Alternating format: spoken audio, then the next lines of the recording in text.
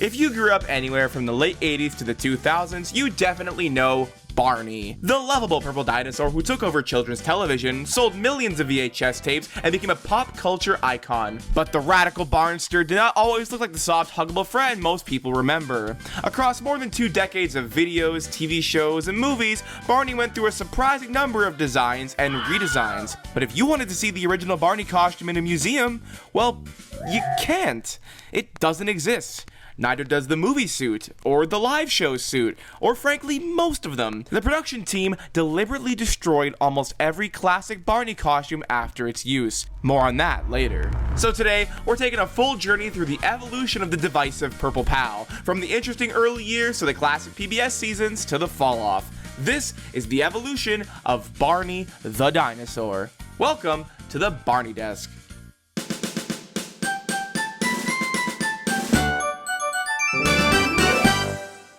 I want to clarify briefly that we're not going to go over every single design of Barney. This video is mainly focused on the suits that were used for the television show, the home videos, and the main productions connected to them. Occasionally we'll step outside of that if there's something worth talking about. At the very end, I'll rank them all in a tier list. Okay? Let's go.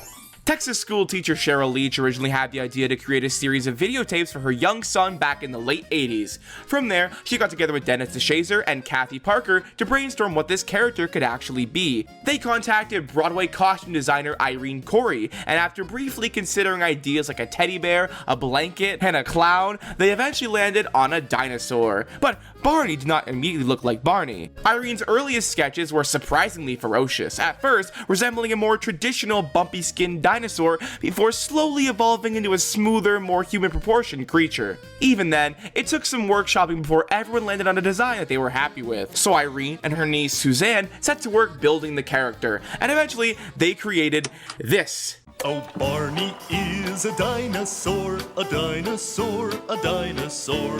I bet that wasn't what you were expecting. There's a lot to unpack here, so let's dive in. The first suit, usually nicknamed Blue Dog, was used from 1988 to 1990 in the first wave of Barney videos. Because if you weren't aware, Barney was a video series before there was ever a TV show. And yeah, he's definitely got an odd look to him. That's because this suit wasn't made of felt or fleece or anything like that. It was made from spray-painted, reticulated foam. According to one of the kid actors, the texture, especially around the stomach, was extremely rough, so I don't know how much fun it would have been to hug him. I'm nice and soft. You liar. Going back to that spray painted thing, another detail you may have noticed is that he's not even really purple. The costume was technically painted a royally purple sort of color, but because of the material, the lighting, and especially the blue screen technology used in those early videos, Barney often appeared blue, and sometimes even gray. The suit also has a very angular design. I mean, look at that Giga Chad chin. He's also got that floppy doggish snout, which is where the nickname Blue Dog comes from. Though I will say, I always thought this design looked a bit more like an alligator, but whatever. This suit was brutal for the performer. It was hot, it weighed around 70 pounds, and the only point of vision was the mouth. It took a while to get into, and once you were in it, you couldn't really get out without help. The performer had one arm controlling the mouth, and the other arm inside one of Barney's arms, which meant the other arm that wasn't being puppeted would just kind of hang there lifelessly. So in a lot of those early videos, if you look closely, that limb is just going crazy. Big Bird actually uses a similar method, but his arms can be controlled with a pulley system that's hidden by the feathers. Barney, of course, did not have that luxury. This design is very rough, and I can totally understand why some people find it terrifying, especially with that deep commanding voice and those massive eye sockets, but I don't mind him. He's definitely not fully Barney yet, but he's got some charm to him. The first 3 tapes were a huge hit, so naturally, they decided to make more, and with that came a brand new costume. I've always called this one Purple Dog, because it basically builds on what the previous suit was doing, but most notably, makes him a more vibrant purple. They rounded him out a bit, gave him a friendlier shape, and built the costume out of a lighter phone, which made it a lot easier to move around in. Barney performer David Voss definitely took advantage of that, because the Barney in these tapes has a very bobbly and animated appearance. I've seen people say this suit is a lot worse than the original, while others really like it, and I'm definitely in the latter camp. Maybe it's nostalgia, because I watched the heck out of one of these tapes growing up, but I think this version has a really unique aura. He's still weird, don't get me wrong, but it's like a charming kind of weird. He's not fully Barney yet, but he's getting there. Now, because Barney was getting to be a little bit of a local Texas celebrity, they started doing Barney birthday visits, but they still needed the main costume for filming, and with that suit being so heavy, plus having to perform around a bunch of unpredictable kids, that was basically an accident waiting to happen. So they made this guy. Wow, it's like if Blue Dog went on Ozempic. This version was made of spandex, so the performer had a much easier time moving around, but visually it was deeply uncomfortable to look at. It only appeared briefly in some early live appearances, and then mercifully, it disappeared forever. We don't talk about the spandex suit. But then, everything changed. The moolah from the Barney videos was pouring in, so the team decided it was time for Barney's first major concert in 1991. And with that came another redesign, and you could tell this is where they finally started getting the ball rolling. Most notably, Barney was now made of Antron fleece, a soft fuzzy material used for characters like the Muppets and the Sesame Street Gang. Because this was a live show, Barney needed both of his arms free, but he also needed his mouth to move. So that takes us to the bite bar method. This method had the performer bite down on a padded bar inside of Barney's head, which was connected to the lower jaw. By moving their own head up and down, the performer could open and close Barney's mouth. This kept both hands free for gestures and dancing and body language, but it was also really friggin' hard. I imagine it caused a lot of headaches and definitely caused a lot of dental issues over time. I have immense respect for all of the Barney performers for that, if nothing else. This suit also introduced David Joyner as the main body of Barney going forward, and you could say what you want about him, but he was insanely talented in that costume. His lifelong background in martial arts gave him insane stamina, which he definitely needed because being inside of Barney was no walk in the park.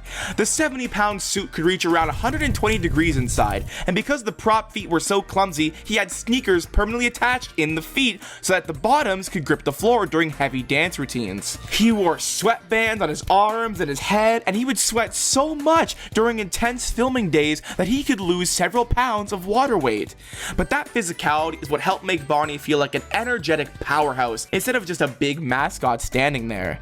The suit itself had a rounder shape, lowered eyelids, smaller pupils, a shorter tail, and boxier feet for easier movement. He's also very fuzzy, but his eyelids can occasionally get stuck, which happens quite a bit during the concert. My man is definitely seeing colors and shapes on VHS. The Barney team knew they had a good thing going with this one, and as the stars aligned, a TV deal fell perfectly into those little purple mitten hands. And come April 6, 1992, the world was forever changed by the premiere of Barney and Friends. For the entire first season, they literally just kept using the same suit. Barney had skyrocketed to massive pop culture fame just a year after the show premiered on PBS, and by January 1993, he was waving to crowds at Bill Clinton's inauguration. So then for season 2, they decided to keep using that same suit again. I mean, if it ain't broke, don't fix it, right? I mean, they did have to fix it because of those crazy eyelids, but still, ain't broke, don't fix. But then, they kept using it for live events and press events, and pretty much everything else they could throw Barney into. They were getting every last drop of life out of this thing, and after all that constant movement, it was starting to show. By 1994, a lot of the fleece had balled up, the armpits were stained, and apparently, because of David Joyner's insanely physical performance style, he kept ripping the costume, meaning it constantly had to be repaired. I'm sure Irene was thrilled. But alas, he had to eventually be retired. And with that, the real leap came with the 1994 suit.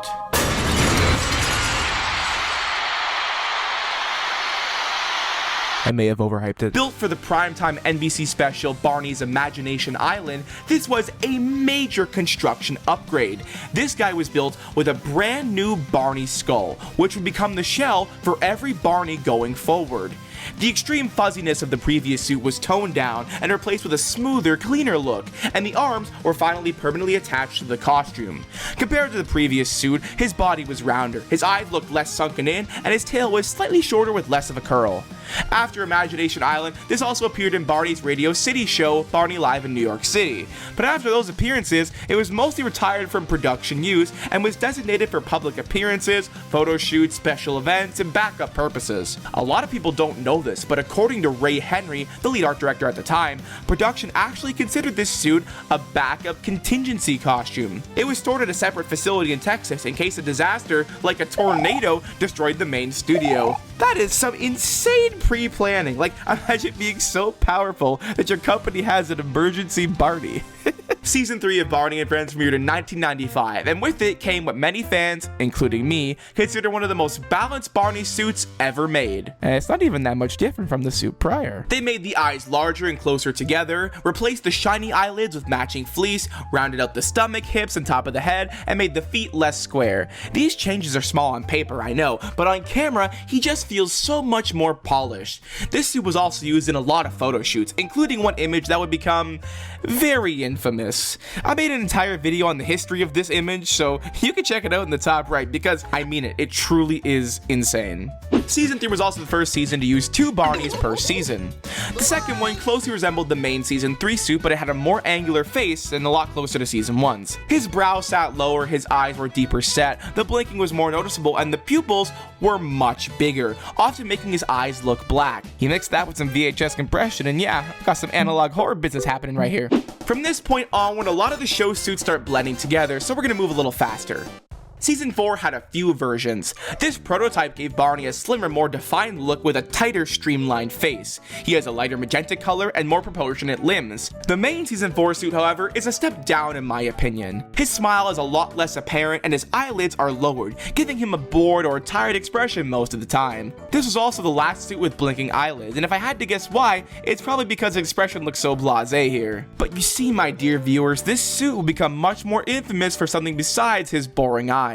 During production on the Good Clean Fun episode, performer Josh Martin was inside the suit filling in for David Joyner while he was in Canada filming another Barney project we're gonna get into later. Out of nowhere during a scene filming, Josh started smelling smoke and coughing. There was a practical popcorn exploding effect happening in the scene, so he assumed that's where the smoke was coming from. Unfortunately, he was very, very wrong. The wire of one of the batteries in the head, the one that controlled the fan, grounded out on a bolt. It rubbed the insulation off and it caught on fire. Josh was still dancing and moving around, coughing his way through it until he realized what was happening. And when he realized, oh boy. He started jumping up and down, screaming that he was on fire and needed to get out of the suit. He ran off the set, and smoke started shooting from Barney's mouth and from the fleece. Somehow, he managed to get the costume off by himself, and production called an ambulance immediately. They were rushing him over, but once they found out press had gathered at the hospital, they had to change course and go to a smaller off-route one. If that doesn't show you how big Barney was at the time, I don't know what will. Josh thankfully survived, and he kept the exploded battery pack as a trophy. And after that, this suit was nicknamed Smokey. So I guess in a way, Tony Mason predicted this. Season 4 also has an alternate suit, and honestly, I like it way more. He's got a better smile, better eyelids, a cuter face, and more importantly, it didn't catch on fire. Good stuff. While all that Smokey business was happening back in Texas, the main crew were up in Canada filming Barney's big theatrical debut, Barney's Great Adventure the movie, and for that, they created what might be the most expressive Barney suit ever made, okay? This is the suit, the high watermark of Barney costume design. I will fight anyone who disagrees. The movie suit had a budget and level of craft that the TV show could never really justify, and it shows. The biggest upgrade here was the face. The costume now had remote-controlled eyes and eyelids, giving Barney a level of expression that the standard TV suits just didn't have. A puppeteer off camera could control his eye movement and blinking in real time, so Barney could look curious, sad, happy, annoyed, and whatever the heck this is. You doing okay, Barney? Got some big ol' eyes there, my friend. Compared to the Season 4 suits, his head was a lot rounder and more pear-shaped. His eyes were also larger and softer, and his teeth were shorter and thinner. And as a result of having these movable eyelids, sometimes he looked adorable, and sometimes he had a bit of a doe-eyed look, but it's cute. Overall, this suit is beautiful, and honestly, it's probably the best Barney has ever looked on camera. But because this was a movie, one Barney suit was apparently not enough. There's also a taller, more generic looking one used for stand-in shots when David Joyner wasn't available. You can see it mostly in the carriage scene. And then there was a half-body version used for sitting scenes, like when Barney's in the little log airplane. If you actually look close at a few scenes, you can see where the suit gets cut off because it's only a partial suit. Unfortunately, they couldn't reuse the main BGA suit for the TV show after filming because by the end of the movie, they'd covered it in hay. It is worth it though. I do love the shot of him coming out of the hay. He's so cute. By season 5 in 1997, the suit had evolved again, because this is the Chubby and Cuddly era. My man was eating a lot of PBJ sandwiches, but just you try and tell him to stop, because he has such a little happy smile here. The first season 5 suit has some wonky eyes, but the second one, that's peak. He's adorable. He also looks really cute whenever he closes his mouth. Look at him. Apparently, this was David Joyner's favorite costume to perform in, and I get it. It's my favorite costume to look at. The season 6 suit slimmed him down a little bit, gave him a taller body, a more oval-shaped head, and the first wrinkled lower jaw, which, yeah, that's a difference right there, my friends. The main suit is still pretty cute, but the alternate one, it looks a little bit off to me. He's got these kind of saggy cheeks and slightly crooked eyes with bigger pupils. But like, it's fine. If you've been enjoying the video thus far, you should subscribe because it'd be really cool. I do deep dives on the forgotten history of Barney, which is actually pretty interesting. So if you enjoyed this video, become a deskie and click that button. Now let's get back to the story and talk about the downfall. Particularly 2001. By this point, a lot had changed. Hit Entertainment, the British company behind Bob the Builder, purchased Lyric Studios for $275 million. A lot of the original creative team was leaving. Bob West, the original voice of Barney, had already left, and David Joyner was also ready to move on. And around the same time, that's when we got the Pajama Party home video, which gave us the first major redesign of the Barney suit in years. It has a round, pear-shaped head, which is similar to earlier designs, but it's got this very unexpressive jaw and mouth, and his eyes just look less interesting. It's not a great design for the character. He looks a little lifeless, and it was definitely a step away from the careful proportions of the BGA movie suit. This, right here, was the start of the downfall. Not a crash, not yet, but the beginning of a slow decline. And with that came a soft reboot for season 7. There was a new set, new voice and physical performer, and of course, new suits. Season 7 and 8 have a few variants, but honestly, they're all very similar. They got taller bodies, smoother fleece, rounder stomachs, a streamlined generic look, and a much more symmetrical head. I've always thought that the main one gave Barney a very overstuffed plushy look. Not chubby like season 5, because that suit is wide, but it's more like someone grabbed Barney and just packed him with a lot of cotton. I hope that makes sense. The bigger issue is that from this point onward, Barney started feeling less expressive. The eyes are stiff and the eyelids don't move anymore, and he started looking a lot less like a puppeted character and more like a mascot costume. The performers were still working hard, the people inside the suits were doing their jobs, but you can only do so much when the suit itself isn't doing you any favors. Some of the magic was being lost. One of these suits would carry over into season 9, but of course, you know, they wanted to make a new one. Oh my god, please go back. What happened here? What? They're still using the skull from the 1994 Imagination Island suit. So how is this so much worse? His eyes became huge and started bulging out of the sockets. His head got wider around the cheeks. His mouth was larger but somehow less smiley, and the whole thing looks like the Pajama Party suit, but worse. You throw on the fact that the eye and eyelid mobility is even more of an issue here, and this is not good. Season 10 introduced a slightly better version with a slightly darker purple, but at this point, we're not exactly slightly winning. I need to breathe. Okay. The next one cannot be as bad. It can be this bad. This suit is from Let's Go to the Firehouse, and man, we've really lost the plot. I think this might be the worst main Barney costume ever made. He's bulky, especially around the torso and legs. His face is wide in all the wrong ways. His mouth is way too open, and the eyes they're just awful. The expression isn't even like a smile. This is legitimately creepy. Get this out of my sight. Good day. Season 11 is better, but I'm saying better in relative terms. Compared to the Firehouse prototype, the head is more polished, the jaw is smaller, the teeth are rounder, and the body is slimmer, but the lowered eyelids still make Barney look exhausted. Then the Season 11 double costume makes the expression worse by lowering the eyelids even more and turning them inward, giving him this annoyed and unamused and almost angry look. This guy does not look like he wants to be your friend. This guy looks like he just read the entirety of the Barney Jihad. Season 12 improves things a bit, mainly with smoother proportions and partially attached ankles that help the suit move more naturally, but those sleepy eyelids are still hanging around. And finally, we reach the last main show costume, used in seasons 13 and 14, a few home videos, and a few later press events. This one was custom built for Carrie Stinson, so comfort and movement were clearly the priority. The feet and ankles were fully attached this time, a first in series history, with Carrie's shoes shoes connected directly into the soles, making the costume easier to perform in. This suit carried Barney to the end of Barney and Friends in 2010, and even came back in 2019 for a couple of random gala events for a bunch of white people. And that covers the main show costumes, but I haven't really talked about the stage shows much. That's because I don't have much to say about those suits. They usually followed whatever design trend the show costumes had at the time. The Barney Universal Studios attraction had several suits over the years, ranging from pretty good to pretty ew, and once Barney and Friends ended in 2010, they basically had to preserve what they had because new ones weren't coming in anymore. By the end of the attraction's run, only a few were left, and some were in pretty rough shape. There is, however, one stage suit I do want to single out, and it comes from the 2010 tour Barney's Birthday Bash live in concert. I actually saw this show live as a wee lad, but thankfully not the first leg, and you'll understand why in 5 seconds. I want you to take a look at this.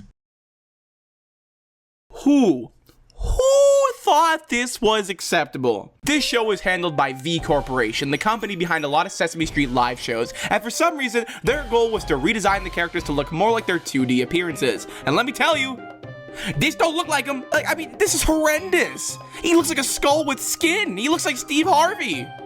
I've never felt this bad for Steve Harvey. This costume was so bad that within about 30 days it was redesigned because of refunds and guest complaints. The replacement was better, but it was still a very homogenized Barney if you ask me.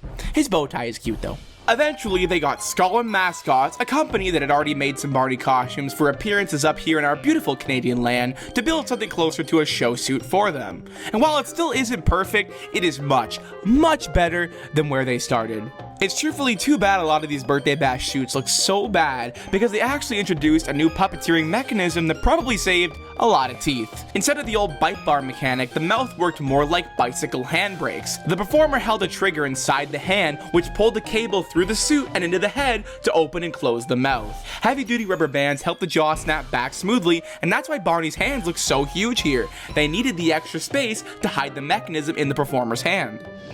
Now you're probably wondering why in these later years of the show, why didn't they just pull out an older and better suit if these last few were so horrible? Well, unfortunately, the Barney team would destroy old costumes after they were done with them. Either for parts or because the Barney bashing craze was so insane, they were genuinely worried about what would happen if one landed in the wrong hands. So sadly, there was no emergency cute Barney hiding in a closet anymore. But in protecting Barney from the haters, they also erased his history. If you wanted to see the original Blue Dog suit in a museum, you can't. It doesn't exist. If you wanted to understand the BGA movie suit and study how they achieved that level of expression, you can't. It's gone. And that brings us to Mattel's current Barney costume, the one they drag out whenever they want to promote questionable merchandise and tug at our nostalgia strings by propping them up at Walmart or the Booking.com headquarters. I'm here to find my new Barney's World goodies, available only at Walmart. Poor Barney, puppeted by capitalism. This costume was also made by Skull and Mascots back in 2008 and was originally used for Canadian appearances until around 2013. But when Mattel brought it back for the emotionally unavailable pop-up at ComplexCon 2023, it looked pretty rough. The jaw was wonky, one eye was way too wide, and he definitely needed a PYT to give him some TLC. They used him for some social media videos and promo events before eventually fixing him up a bit. By Heidi Klum's 2024 Halloween party, the eyes have been adjusted so Barney could switch between a neutral and happy expression, and he kept popping up online for a while. Or at least, he did before Barney's World, the awful CGI reboot, finished its production cycle and the account went dormant, but that's a conversation for another day. Hopefully, the upcoming A24 film, which is heavily rumored to be using a suit costume and not some kind of CGI gremlin, can set us back on track and have the best Barney costume yet. That was a bit of a somber conclusion to that last paragraph. So before we wrap things up, here's a quick rapid-fire montage of some other, somehow official, Barney costumes. Take a look and enjoy.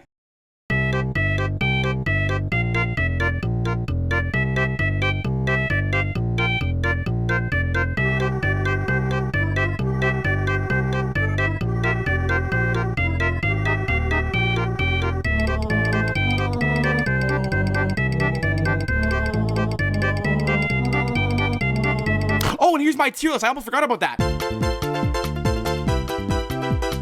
And that was the evolution of Barney the dinosaur. He definitely changed a lot over time, but that's what makes the costume history so interesting to me. Early Barney was handmade and weird. Classic Barney was soft and expressive and full of life. Movie Barney was peak character design, and late era Barney was the worst thing since mayonnaise. And now, modern Barney pretty much exists just so Mattel can bring him out to promote their garbage. But the cool thing about Barney is that because he ran for so long, so many people got to experience a different version of him. All of my cousins grew up with Barney in some form. My oldest cousin watched the Backyard Gang videos, and since I was the youngest, I ended up watching season 13, along with like everything that came before. But anyway, all of that was still Barney, and that's honestly what's so cool about him. So many different generations got to grow up with their own version of the same big purple dinosaur. Not Barney's World though, fuck you. I hope you enjoyed this video, and if you did, you should consider subscribing. I do a lot of deep dives on the forgotten history of the Barney franchise and brand, so if you find this interesting, click that button below. And actually, I need your help with something. I'm currently working on a huge future video about Barney bashing, and I put together a short survey asking people about their exposure to that whole movement. So whether you're a Barney fan, a Barney hater, someone who grew up seeing these jokes online, or someone who avoided all of it, I want to know. It's not too long, and the more responses I get, the better that video is gonna be. So if you've got a minute, I'd really appreciate you checking it out. It'll be linked in the description and in the top right. And speaking of the top right, you can also join the Deskies, our little community here, where you get behind the scenes videos, early access, voting and polls, custom badges and emojis, and access to the Discord server, Desk Dynasty. We do a lot of fun stuff in there, and I'm always showing off rare Barney finds and cool video assets, and we do questions of the day and art contests, and it's so much fun. And it's a great way to support the channel if you like what I do here. As always, I've been the Barney Desk, and thanks for watching.